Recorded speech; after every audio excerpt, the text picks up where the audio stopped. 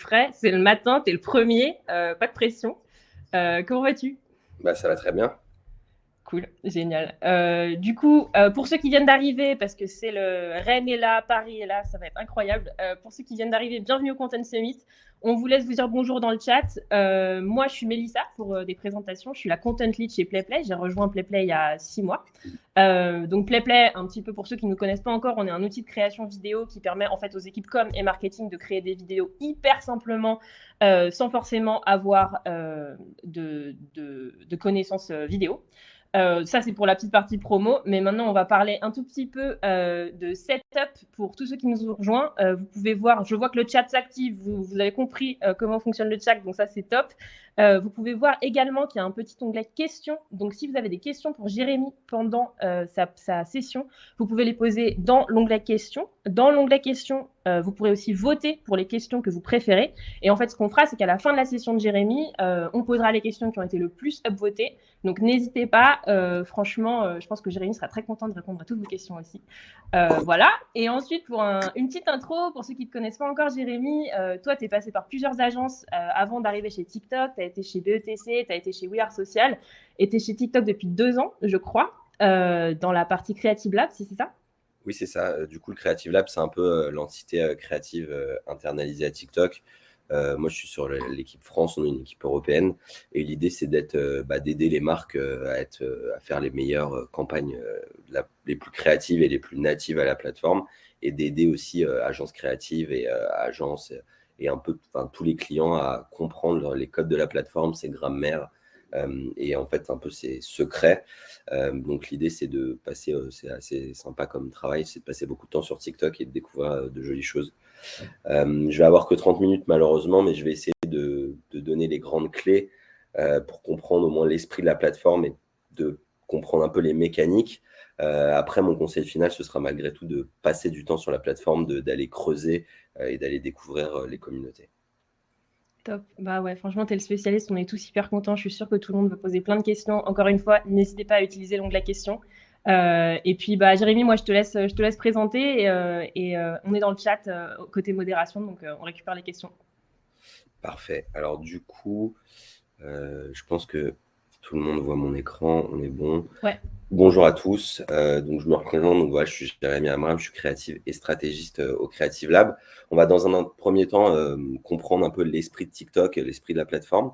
Merci à tout le monde d'être présent ce matin. Dans un deuxième temps, on va comprendre en fait comment TikTok a un peu changé et révolutionné un peu les formats publicitaires avant de voir ce que ça veut dire de faire des TikTok et en finissant par une petite sélection très nano.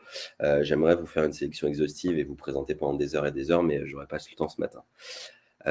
TikTok, qu'est-ce que c'est? Depuis l'apparition de la télévision, certains formats publicitaires n'avaient pas connu forcément de grands changements. On avait des formats texte qu'on retrouvait dans le digital, on avait certains formats vidéo. Mais en fait, ce qui est intéressant avec cette plateforme, c'est que ça a vraiment bouleversé les codes créatifs, les codes visuels, les grammaires sociales, les grammaires culturelles du digital et que ça a un peu changé la façon de faire de la publicité et la façon aussi pour les utilisateurs de créer du contenu.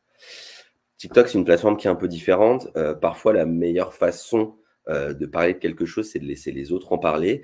Et il y a cette utilisatrice que j'aime bien qui raconte, alors c'est en anglais, j'espère qu'il y a assez d'anglophones dans l'assistance, dans l'audience, donc qui raconte en fait comment TikTok est un peu une sorte de grande fête avec avec une ambiance, avec des gens différents, avec des cultures différentes, avec des affinités différentes et des passions différentes dans chacune des pièces. Je vous laisse regarder ce qu'elle en dit. You know why TikTok is successful? Because it's the best party ever. It's like what you wanted parties to be every time you went to them. You walk in and at first there's just like a bunch of straight people dancing. You're like, okay, whatever. But you go in the kitchen and people are cooking and like, that's really cool. People who are cooking are talking about like random shit, like socialism and Disney movies and religious trauma. You go outside and there's a bunch of people like sitting around a fire pit that's not really supposed to be a fire pit, taking turns telling the story of what's the worst boss you've ever had. Like that's fun, but you have to pee, so you go inside. You stick your head in one bathroom and there's just people in there yelling about politics. You go find another bathroom and somebody's in there just like helping. Vous comprenez un peu l'intention et elle continue comme ça à raconter en fait tout ce qu'on peut trouver sur cette plateforme. Et c'est un peu, je pense, ce qui a créé le succès de la plateforme, c'est la diversité de ce qu'on peut y trouver et la facilité à à trouver en fait son intérêt et à trouver des passions et des points de communauté qui rassemblent en fait les utilisateurs. C'est un esprit différent en fait qui s'articule un peu autour de 2 mots. Alors pour les, chiffres, aujourd'hui, on a plus d'1 milliard, d'utilisateurs actifs mensuels à l'échelle mondiale, un peu plus de 18 millions en France, il me semble, qui passent, près, plus d'1 heure par jour et en fait, il y a ces 2 maîtres mots, de la plateforme qui sont un peu la découverte et la créativité.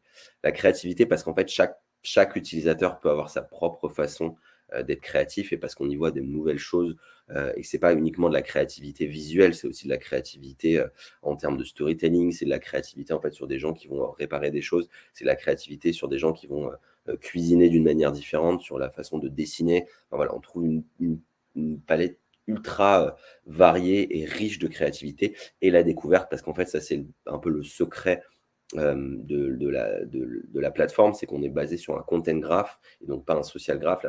La plupart des plateformes, d'autres plateformes sont basées sur un social graph, donc c'est un algorithme qui fait que c'est autour de la communauté, du nombre d'abonnés. Là, en fait, c'est basé sur les affinités et sur le type de contenu. Et donc, en fait, ça va me pousser du contenu que je suis plus à même d'apprécier et de me faire découvrir du contenu que je suis que je vais aimer. C'est ça aussi toute la force, c'est ce content graph. Et en fait, plus on passe du temps, plus en fait l'algorithme va comprendre. Ça, après, ça n'empêche pas, et moi c'est un de mes conseils aussi d'aller regarder les communautés, on va le voir un peu plus loin, et d'aller découvrir par soi-même les hashtags via le moteur de recherche. Mais c'est ça la force de ce feed, du feed donc For You pour toi, c'est cet aspect découverte. Don't make ads, make TikTok, c'est un slogan que vous avez peut-être pu voir passer. Donc, ça ne veut pas dire qu'en fait, il n'y a pas de publicité sur TikTok. Ça veut dire que c'est une nouvelle manière de faire de la publicité avec des nouveaux codes. Ce que j'aime bien dire, c'est avec ce feed, c'est un peu la sérendipité, donc en fait l'art de faire des découvertes. Donc ce feed For You pour toi, c'est l'art de trouver ce que l'on ne cherche pas. Et souvent, moi, quand je passe du temps sur la plateforme, en fait, je tombe sur des contenus en me disant, bah en fait, c'est contenu que je savais pas, que j'avais besoin de voir aujourd'hui, mais que j'ai aimé voir et en fait que j'ai aimé revoir aussi ou que j'ai aimé envoyer et partager. Et c'est ça en fait qui fait aussi, je pense, le succès de cette plateforme, c'est qu'on fait des découvertes, on est surpris, on est ému, on est étonné, et la plupart des utilisateurs, il y a plusieurs études qui ont été menées par TikTok qui montrent qu'en fait les utilisateurs aiment passer du temps parce qu'ils se sentent plus positifs, parce qu'il y a un certain esprit de bienveillance sur la plateforme qu'on parfois on ne retrouve pas ailleurs. Et en fait, c'est ce sentiment de se sentir mieux après avoir passé un peu de temps parce qu'on a vu du contenu qui nous a plu, qu'on a découvert du contenu qui nous a plu et qu'on a passé du temps avec une communauté qui, pour l'instant, est plutôt bienveillante. Quand on regarde les commentaires sur TikTok, c'est assez, c'est la plupart du temps drôle, émouvant. Et c'est une plateforme où on se sent presque safe dans une certaine mesure. Je vais le faire assez rapide, mais ça, c'est les 4 grands formats publicitaires. Donc, le top view, c'est celui qui a l'ouverture de l'application. Donc, ça, c'est vraiment 100% de part de voix, c'est plein écran et c'est en général pour les contenus assez premium. On va le voir, hein, il y a des contenus qui, en fait, sont premium sur TikTok, mais il y a aussi des contenus où, en fait, on n'a pas besoin d'avoir du contenu ou de la production ultra léchée. Parfois, on peut faire des contenus un peu plus agiles. Si ce n'est pas des contenus qui sont shootés en 4K, ce n'est pas très grave et c'est justement aussi ce qui fait la force, la proximité et l'authenticité de la plateforme. On a un format qui est le hashtag challenge et le branded mission, qui sont des formats plus UGC. On a des formats d'effets, donc comme ce branded effect. Donc, c'est les marques qui peuvent créer leurs effets pour faire jouer les utilisateurs avec l'univers et l'esprit de leur marque. Et le format du feed, donc c'est des publicités qui s'intercalent dans le feed. Alors là, il y a il y a une large variété et richesse de call to action. On peut faire du ciblage. Enfin voilà, donc je suis plus là pour parler de la créativité et des clés pour être créatif. Mais vous pourrez vous rapprocher de nos équipes commerciales pour découvrir toute la richesse des formats publicitaires. Donc faire des TikTok, qu'est-ce que ça veut dire? On va voir quelques petites clés, petits tips pour essayer de comprendre. Tout d'abord, comprendre l'esprit de la plateforme. Bring Joy and Inspire Creativity, c'est la mission de TikTok. Bring Joy, ça ne veut pas uniquement dire que tous les contenus doivent être joyeux, mais c'est plus justement avoir ce sentiment positif et ce sentiment de bienveillance. Et Inspire Creativity, c'est justement comment on peut être créatif de plusieurs manières. Le premier contenu, ça c'est un contenu que j'aime bien, que j'ai vu, qui a pris 20 millions de vues en une semaine. C'est un contenu tout drôle où on voit un petit chat tenir une peluche qu'il aime bien, en fait faire un câlin à sa maîtresse dès qu'on lui enlève. Et donc en fait, il y a quelque chose d'assez humain et d'assez réel dans ce moment. Et je pense que c'est aussi ce qui fait le succès de la plateforme, c'est cette proximité qu'on a avec les contenus. on se sent proche des contenus qu'on voit. On pourrait dire que c'est en fait des contenus qui nous arrivent. En fait, c'est un peu une porte sur le monde qui vraiment crée cette proximité entre les utilisateurs.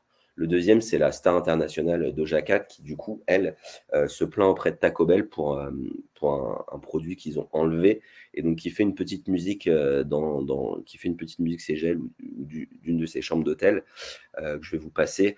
C'est assez drôle, justement pour redemander en fait que son produit préféré revienne dans les menus. Hi, I made a song about Mexican pizza because I love it so much. I wish that Taco Bell didn't discontinue it a year ago.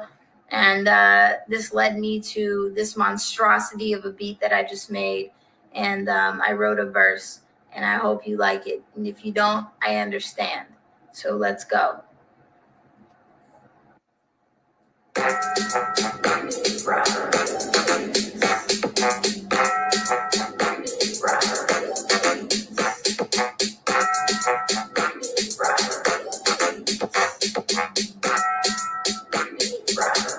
Yeah, I got beans, I need meat, I need a shell with the sauce and cheese. Give you hell if you cross me, we about to throw hands if you want try me. This ain't been new, I will end you. If you ever dare to go discontinued, I don't share.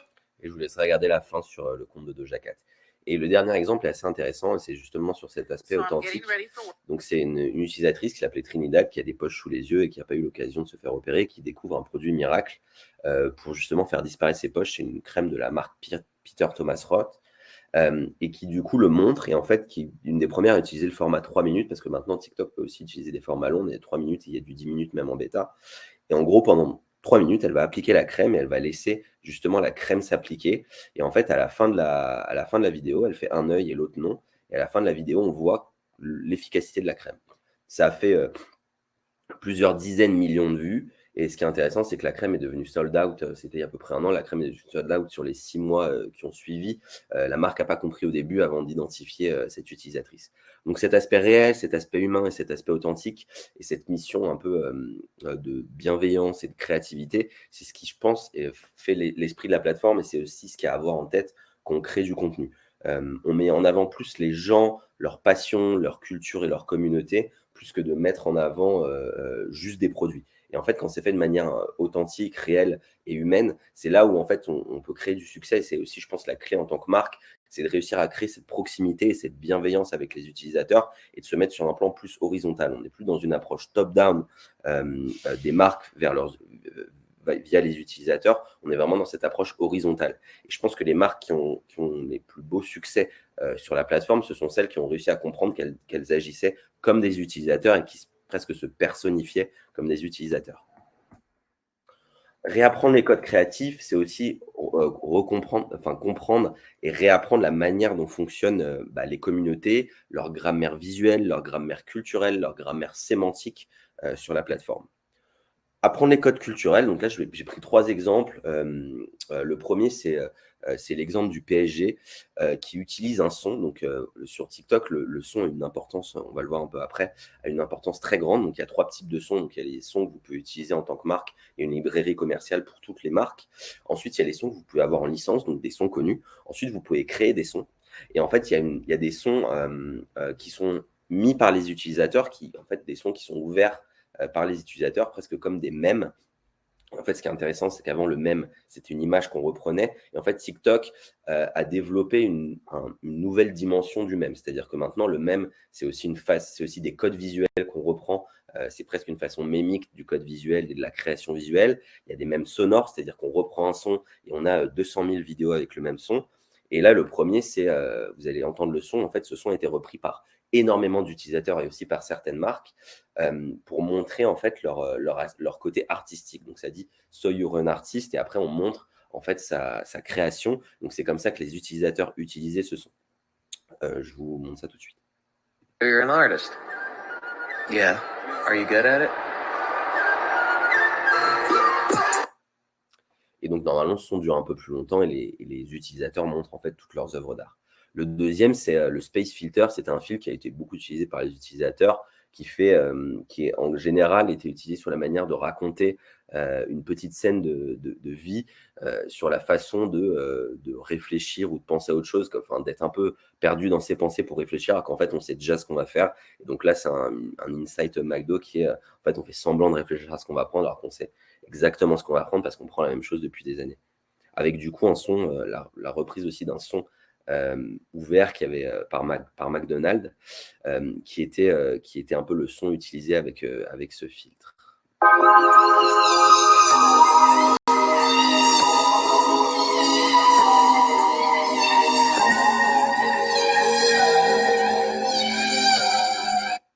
Et le troisième exemple, c'est un exemple de Ferrari, en fait, ça s'appelle Lost Files, donc c'est avec un son et une façon de mettre du montage photo. Et en gros, c'est comment rendre hommage à un peu son passé. Donc ça a été fait par des joueurs de foot qui montraient de vieilles photos, ça a été fait par certains pilotes de Formule 1 qui montraient des photos d'eux quand ils étaient plus jeunes, quand ils ont commencé le karting, etc. Et donc Ferrari a décidé de faire pareil, mais en prenant des shootings, de beaux shootings de leurs vieux modèles, d'une façon assez jolie. Vous avez peut-être vu passer, il y a de plus en plus, de façon aussi de mettre en avant des collages et des montages photos sur TikTok avec de belles musiques. C'est une autre façon. Pareil, c'est des codes visuels qui sont repris. C'est un peu une autre façon en fait, de refaire du contenu vidéo, presque comme de la diapositive. En fait, il y a une nouvelle façon un peu de recréer du diaporama et du diapositive. Et donc là, c'est la trend Lost Files qui a été faite par Ferrari.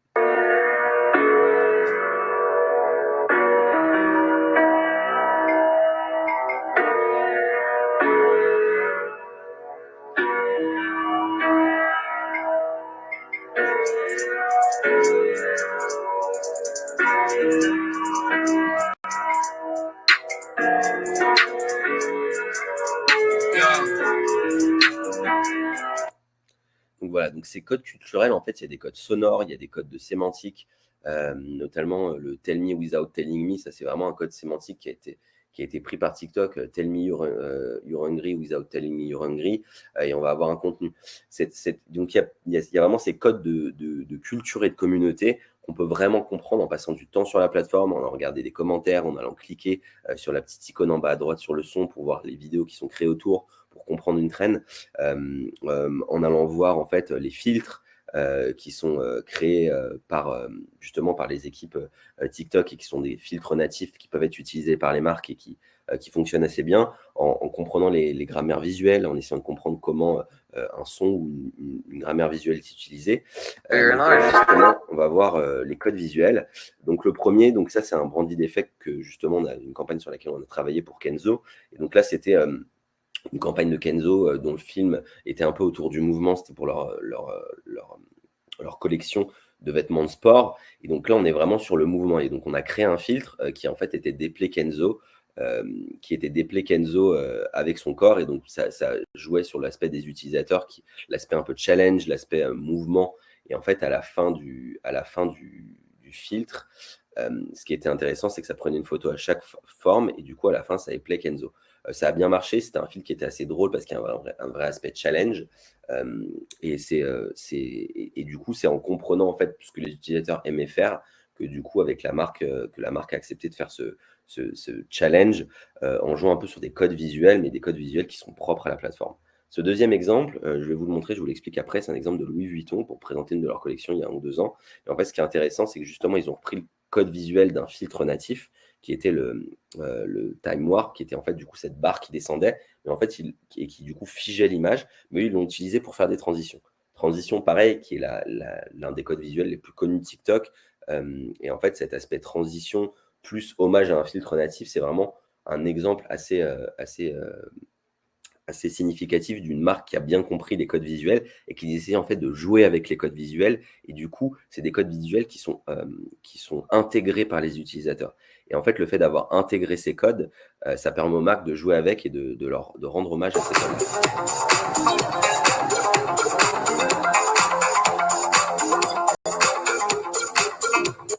Avec une chanson des Daft Punk qu'ils avaient en licence. Et le troisième, c'est Lionsgate, qui joue sur une autre trend qui s'appelle la trend 27 vidéo. Donc, c'était un son qui était utilisé, en fait, via le moteur d'editing de l'application. En fait, on choisit des vidéos, on peut même faire avec des photos. Et en fait, ça synchronise les vidéos sur le rythme de la chanson. Il y a eu plusieurs milliers et centaines de milliers de vidéos créées avec ça. C'était à la base créé pour des vidéos de vacances et pour raconter des souvenirs un peu. Il y avait un aspect très quotidien, montrer son quotidien, un aspect un peu émotionnel. Et ça a été repris. C'est une traîne en fait qui était une traîne au début éphémère et qui est en fait devenue une sorte de longue traîne. Et c'est ça aussi un aspect intéressant de la plateforme, c'est qu'il y a des tendances. La tendance à la base, on se dit qu'elle a un aspect éphémère, mais en fait, il y a des tendances qui deviennent en fait presque des tendances de fond, comme des tendances visuelles. La transition qui était au début peut-être une tendance qu'on aurait pensé éphémère, en fait maintenant il y a un vrai et une vraie clé visuelle, une vraie grammaire visuelle de l'application. Et cette tendance des 27 vidéos qu'on laisse se synchroniser a été reprise avec d'autres sons. Et c'est là où c'est intéressant, c'est cette manière de monter la vidéo et de la laisser synchroniser sur le son, qui était déjà quelque chose qui se faisait ailleurs. Mais là, en fait, on a donné un outil pour populariser cette façon de créer des vidéos. Et c'est là où les gens s'amusent et créent leur propre montage. Et donc là, Lionsgate décide de faire pareil en rendant hommage au film Twilight dont ils ont les droits.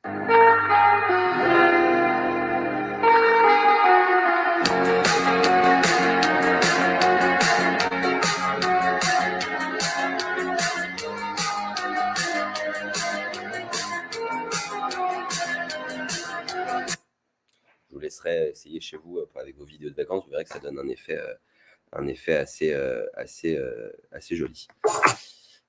Trouver sa tonalité.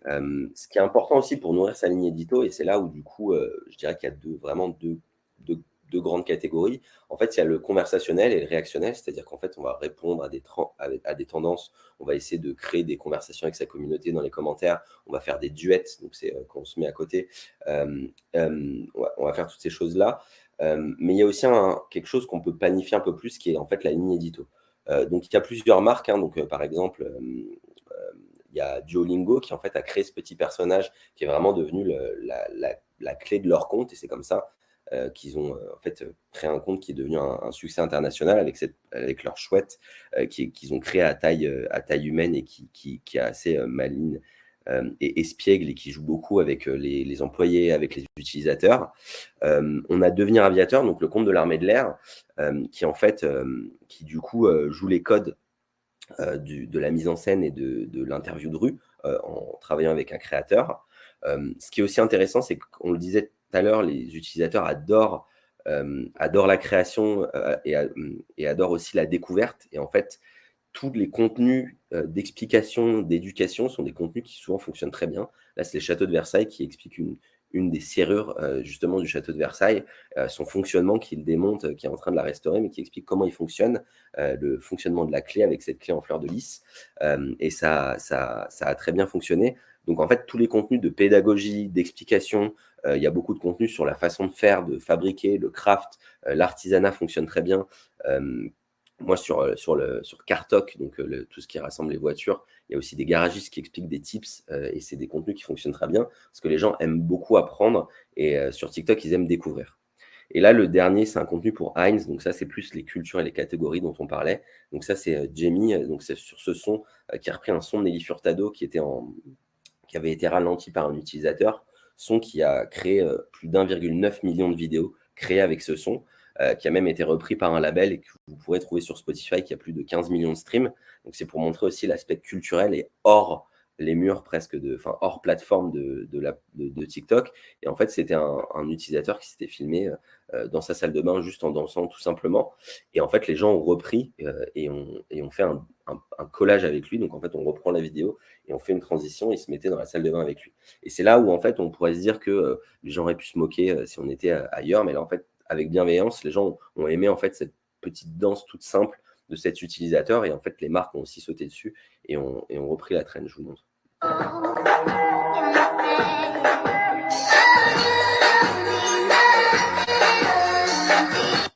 Donc voilà, c'est cet utilisateur Jamie qui a lancé en fait cette traîne en utilisant ce son de Nelly Furtado.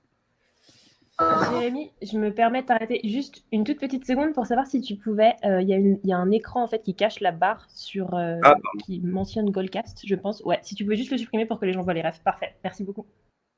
Ça, comme ça, voilà. C'est bon? C'est mieux? Yes, parfait. Et on parlait de communauté et du coup, les communautés, ce qui est intéressant, c'est qu'en fait, elles se rassemblent sur TikTok. Moi, je trouve qu'on a un peu dépassé les simples CSP, c'est-à-dire 18-24, 24-35, etc. Parce qu'en fait, on se rassemble par passion et par communauté. C'est-à-dire qu'on peut avoir, on peut être BookTok et avoir 18 ans, c'est-à-dire que les jeunes aiment lire. Donc, exemple avec BookTok. Donc, BookTok, c'est un peu la communauté qui rassemble les passionnés de littérature.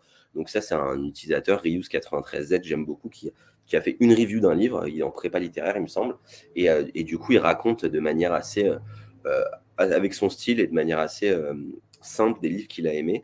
Je vous laisse, on va pas le voir en entier, mais je vous laisse voir comment il raconte en fait. Comme vous avez kiffé la première partie où je présente mes livres, j'ai une deuxième partie comme je suis un mec cool.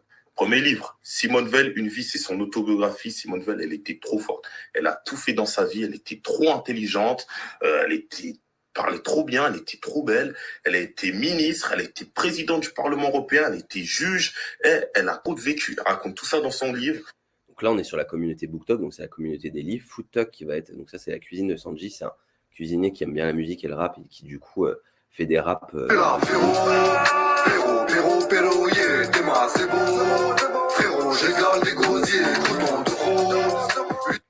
Et le troisième, c'est CleanTalk, donc c'est Diego Alari, qui est un chef que vous connaissez sûrement, qui est devenu très populaire, ancien Top Chef, qui est devenu très populaire avec TikTok, et qui du coup, en fait, lui rentre dans CleanTalk et qui explique comment nettoyer une casserole sale. Et donc, c'est là où TikTok devient intéressant, c'est que, en fait, les gens se rassemblent par communauté. Donc, CarTalk pour les voitures, CleanTalk sur le nettoyage, FoodTalk sur la nourriture. Et je parlais de l'algorithme, mais en fait, ces hashtags sont hyper importants pour aller découvrir les communautés, ce qu'il y a autour. Si vous avez une marque, n'hésitez pas, même l'un des premiers réflexes que je conseille aux marques, c'est d'aller voir le hashtag de leur marque pour voir s'il y a du contenu déjà, pour voir s'il y a des grammaires ou des façons de créer autour du contenu. Donc, c'est déjà une première approche. Et ensuite, aller voir les communautés autour de la marque, et en fait, même aller un peu plus loin. Donc, ça peut être dans Art Talk ou aller voir Art ou Street Art si on est intéressé par l'art, etc., etc. En fait, ces hashtags, c'est vraiment les passion points et les manières de se rassembler des utilisateurs et ça fonctionne assez bien. Et c'est là où, en fait, je trouve qu'on a dépassé les CSP parce que les gens se rassemblent autour de leur point de rassemblement, leur culture et leur passion. Et c'est là où la plateforme est très intéressante et où, en fait, on a des succès assez forts avec des communautés très fortes qui se créent. Donc, BookTok, dont vous avez sûrement entendu parler. Voilà, FoodTalk, CleanTalk, CarTalk, enfin, il y a tous les talks que vous pourrez, Beauty Talk pour les produits de beauté, tous ces talks que vous pourrez les découvrir. Le son, on parlait du son, je vais pas tous vous passer. Donc là, il y a deux exemples. Donc là, je vous ferai passer le deck. Donc Drew Barrymore qui était allé sur une traîne où en gros, c'était beaucoup d'acteurs américains qui étaient allés sur cette traîne. Donc ça commençait par My Name is Drew, They Call Me avec la chanson They Call Me. Et en fait, elle mettait tous les personnages de ses films. Et en fait, tous les acteurs américains ont fait ça en montrant des extraits de leurs films. On peut aussi créer des sons avec des créateurs. Donc ça, c'est de la friture avec de l'air chaud. Donc c'est une marque de Air Fryer Guy, c'est une marque justement de friture. Ils ont créé un son dédié avec un créateur pour parler de leurs produits. Put some chicken onto some foil, add some spices, drizzle with oil, then put a... Et je vous avais sûrement entendu parler il n'y a pas longtemps de l'exemple de Korn. Korn, c'était un petit garçon qui, dans Happiness Therapy, qui est cette chaîne YouTube américaine, qui dit qu'il aimait le maïs. Et en fait, le son a été extrait parce qu'en fait, il était tellement heureux d'aimer le maïs et expliquer pourquoi il aimait le maïs. Et en fait, c'est devenu une chanson et un son qui a été repris des centaines de milliers de fois. Et beaucoup de marques, du coup, notamment de nourriture et de restauration, ont réutilisé pour parler en fait du maïs qui sert. I really like corn. What do you like about corn? It's corn. A big good knobs. It has the juice. And the most beautiful thing. Et donc, c'était vraiment sa réponse un peu authentique qui a plu. Et c'est justement cet aspect spontané, authentique et proche qui a fait que c'est devenu un succès. Et du coup, Nando et plein d'autres marques ont repris et beaucoup d'utilisateurs ont utilisé ce son. Juste un petit aspect, je voulais juste rappeler un truc un peu important. TikTok, il y a une interface utilisateur. Du coup, là, je le rappelle en tant que marque, il n'y a pas forcément besoin de mettre des logos dans vos vidéos, ni au début, ni à la fin. Les packshots, en fait, ont entre guillemets disparu parce qu'en fait, quand vous faites la promotion, pas via des créateurs, mais via justement vos comptes de marque, en fait, vous avez juste, on peut le voir en bas à droite, si c'est le son de la marque, vous avez le logo à droite et vous avez aussi le nom de la marque qui apparaît. Donc en fait, pas besoin de watermark sur la vidéo, pas besoin de gros packshots qui vont prendre le son justement pour se caler mieux dans le feed. Moins on aura de branding en fait sur la vidéo, plus ce sera facile pour une marque d'apparaître dans le feed pour avoir ses codes un peu natifs et propres à la plateforme. Donc c'est vraiment important de se rappeler ça et du coup se rappeler en fait de cette safe zone où on peut mettre du texte ou des sous-titres ou des éléments en fait de texte qu'on veut créer. Mais du coup, justement, il faut avoir en tête cette safe zone qui existe. Sur le top view, elle apparaît pas au début, donc on peut faire un peu ce qu'on veut au début. Mais en fait, dès qu'on est dans le feed, en fait, il y a tous ces éléments de branding qui apparaissent. Donc, pour pas créer en fait une double couche, c'est important d'avoir cet aspect interface utilisateur et safe zone en tête. Les creators, pour avoir un peu le temps en question, je vais juste vous montrer un exemple.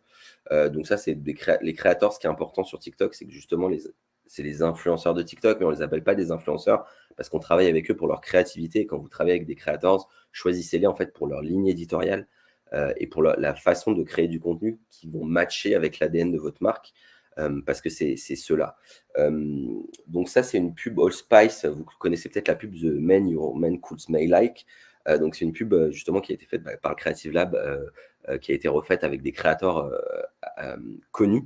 Et du coup, on a repris justement là, on a rendu hommage à la pub originelle que vous avez peut-être vue avec justement cet homme sur son cheval et avec exactement le même texte, mais juste au code de la plateforme, avec des codes peut-être un peu moins léchés, avec des transitions, avec des choses un peu plus drôles et un peu plus proches des codes créatifs de la plateforme. Hello, ladies. Look at your man. Now back to me. Now back at your man. Now back to me. Sadly, he isn't me. But if he stopped using lady-scented products and switched to Old Spice Captain, he could smell like he's me. Look down. Back up. I wrote a #1 song about you and named the album after you. Look again. You're on the tube. You've got the whole carriage to yourself and it's clean. Here, I made you a diamond-encrusted face mask. The face mask is now a cup of tea. Anything's possible when your man smells like Old Spice Captain. You're my queen. You deserve a palace. Here, I bought you one. Because I can. Et donc voilà, tout ça, c'était Munia Chawawa. Donc ça, c'est l'importance de travailler avec des créateurs qui sont un peu l'essence et la vie de TikTok. Et il faut vraiment travailler avec eux, justement, pas pour la taille de leur communauté, mais pour leur créativité et sur la manière dont ils créent du contenu et comment ils matchent, en fait, avec l'ADN de votre marque. Hello, lady. Et tout en leur laissant une liberté créative. Il me semble qu'on est un peu court sur le temps si on veut laisser des questions. Donc ça, c'était un peu du staff pick avec des comptes que j'aime bien, créateurs et marques. Donc Ryanair, bien sûr, je vous recommande. Ça, c'est un UGC à plus de 100 millions de vues. Donc je vous le montre, il est assez rapide. C'est le thème d'Universal Pictures qui était repris sur une poêle à frire avec du salami et des petites knackis.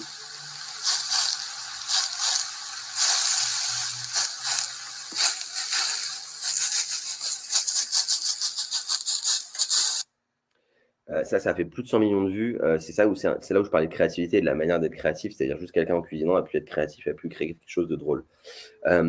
L'exemple, donc ça c'est Francis Bourgeois, c'est le trend guy de TikTok. Je vous invite à voir le compte de Paris 2024 qui est assez drôle et qui joue bien sur les tendances. Et en fait, ce compte Ryanair en fait a créé un content TikTok, ça va être ma conclusion, qui demandait à toutes les marques de TikTok de commenter sans raison.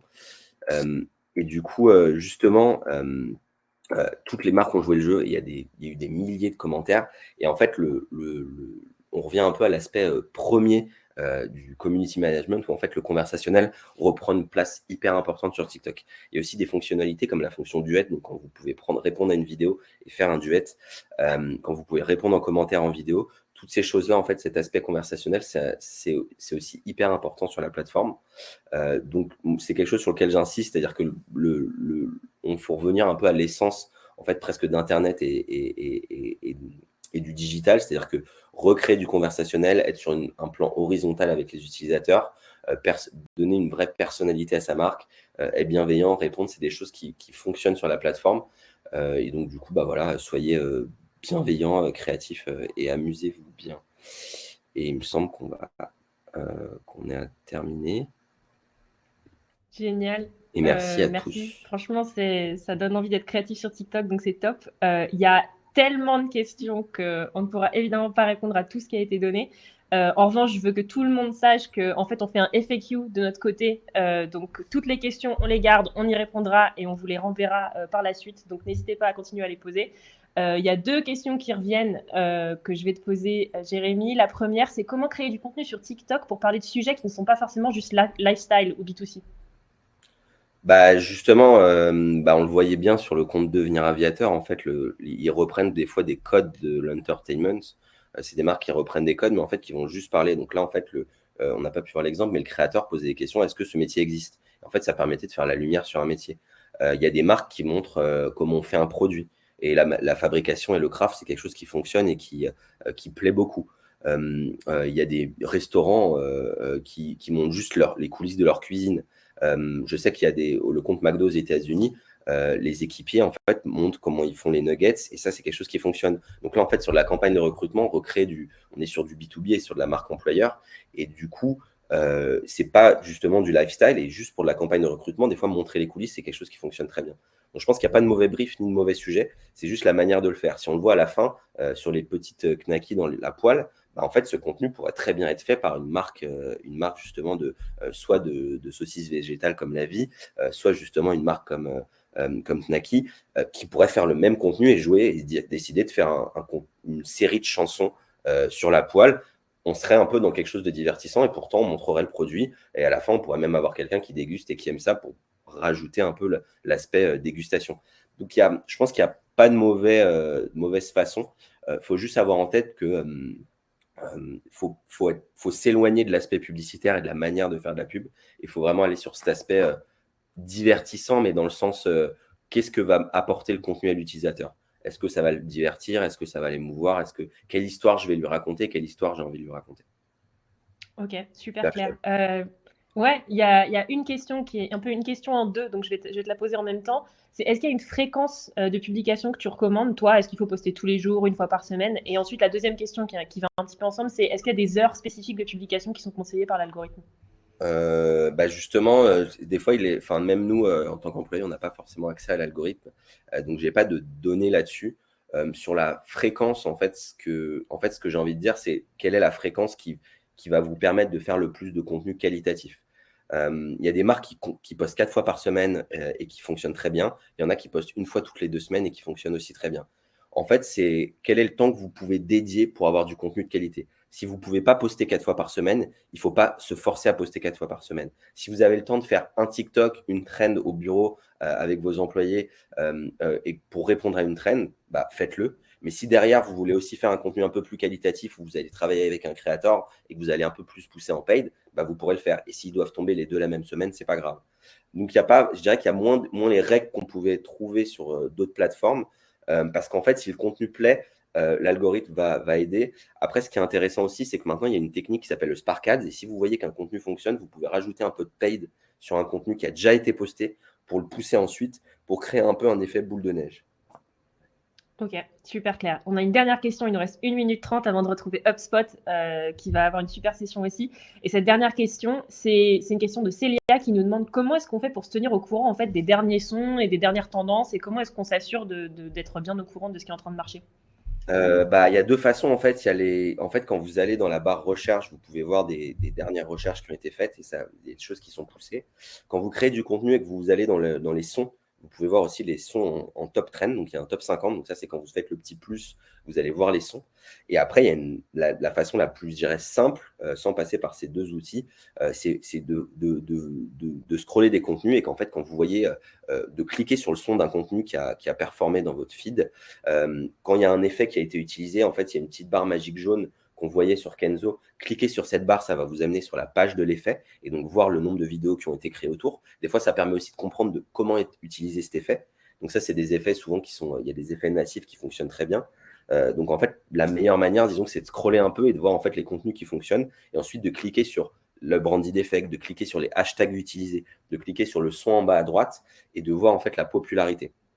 Je rappellerai juste sur le son, faire attention s'il y a des sons qui sont utilisables ou pas par les marques. Il y a des sons qui sont ouverts aux marques, d'autres qui ne le sont pas.